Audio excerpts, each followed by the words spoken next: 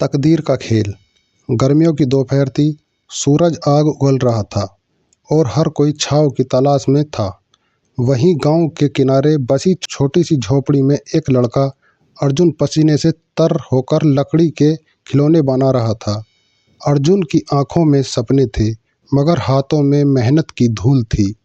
उसकी माँ सीमा बीमारी से जूझ रही थी और घर का खर्च चलाने की जिम्मेदारी केवल अर्जुन के कंधों पर ही थी। अर्जुन ने कभी अपने पिता को नहीं देखा था। वह कहाँ गए, किसी को नहीं पता। उसकी माँ ने हमेशा यही कहा था, अर्जुन, हम गरीब जरूर हैं, मगर मेहनत और तकदीर का खेल कभी हार मानने वालों के लिए नहीं होता है। एक दिन अर्जुन गांव के मेले में अपने बनाए खिलौने बेचने गया। मेले में अमीर लोग, बड़े व्यापारी और रंग बिरंगे झूले थे।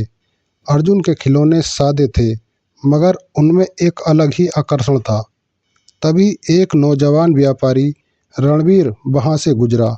उसने अर्जुन के बनाए खिलौने देखे और हैरान रह गया।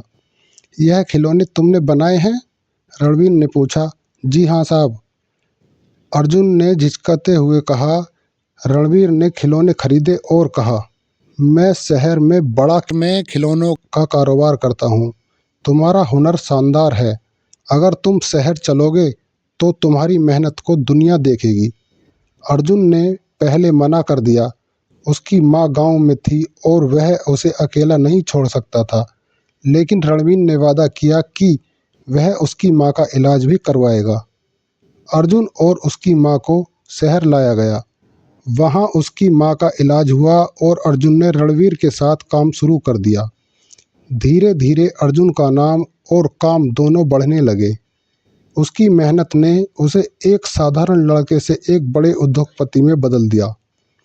लेकिन कहानी यहीं ख़त्म नहीं होती है। तकदीर का खेल अभी बाकी था।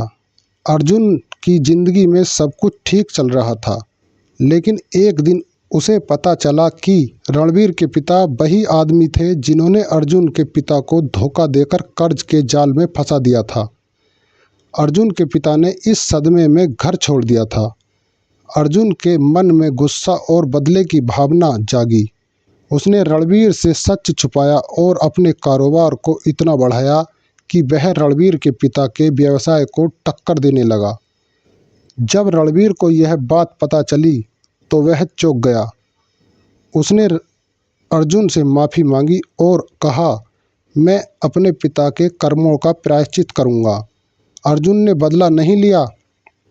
उसने रणवीर को माफ़ कर दिया और कहा, तकदीर का खेल किसी के बस में नहीं है, लेकिन मेहनत और माफ़ी से तकदीर बदली जा सकती है। आज अर्जुन एक सफल और प्रतिष्ठित व्यक्ति है। उसकी माँ स्वस्थ है और उसने गांव के बच्चों के लिए स्कूल खोला है। अर्जुन ने अपनी कहानी से यह साबित कर दिया कि मेहनत, ईमानदारी और माफ़ करने की ताकत से तकदीर के खेल को भी बदला जा सकता है। तो दोस्तों, कभी कभी ज़िंदगी हमें कठिन हालातों में डाल देती है ताकि हम अपनी असली ताकत को पहचान सकें।